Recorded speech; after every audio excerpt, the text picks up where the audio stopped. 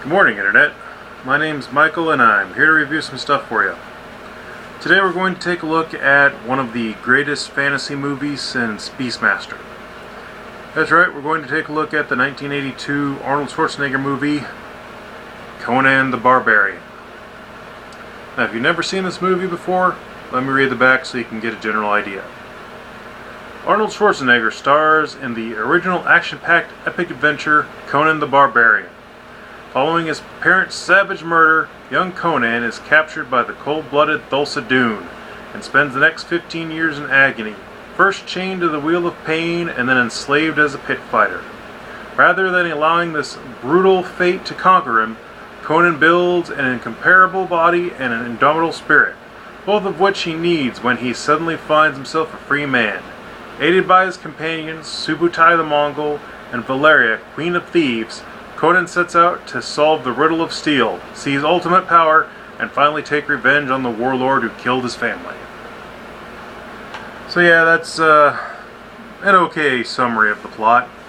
The movie basically boils down to Conan's a kid, his family and village is murdered by Thulsa Doom, which is played by James Earl Jones, who makes a very, very good villain in this movie. And he's sold into slavery. He's a slave for a while, and while he's a slave, he's a pit fighter, learns how to fight and stuff, then he's freed. Then he teams up with the Asian thief, and while he's trying to find out who killed his parents and destroyed his village, he also teams up with the female lead of the movie, and they steal a giant ruby from a snake cult. After that, they party down some, then a king captures them and says if they save his daughter, he'll give them lots of money. So they go off on a quest to save the king's daughter. While all this happens, eventually Conan dies. But don't worry, he gets resurrected in a very awesome scene. And then eventually they have a big showdown and they end up saving the day. They save the queen, or they save the king's daughter, and they take out Thulsa Doom, and Conan gets his revenge. And along the way, his lady dies, and it's very sad. All in all, this is a very, very good movie. I definitely give it a 5, and I highly recommend you watch it. One of the notable things about this movie is there's not a lot of talking. Yeah, there's very, very little dialogue in this movie. And what dialogue they do have is very, maybe not the best acted in the world, but the lines are really, really good and very memorable.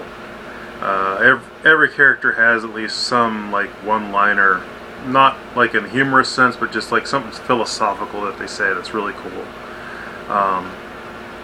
One thing about this movie, it has an excellent soundtrack. The soundtrack just kicks a lot of ass and is great. And because there is so very little talking in this movie, most of everything is accentuated by the soundtrack. And it's just really, really good. If you want to see a very unique movie, I recommend this just for that fact alone. Very little talking, lots of soundtrack. It's very an orchestra type thing, and it's just really, really good. So yeah, I definitely recommend this movie. James Earl Jones makes an excellent performance as Thulsa Doom, the bad guy.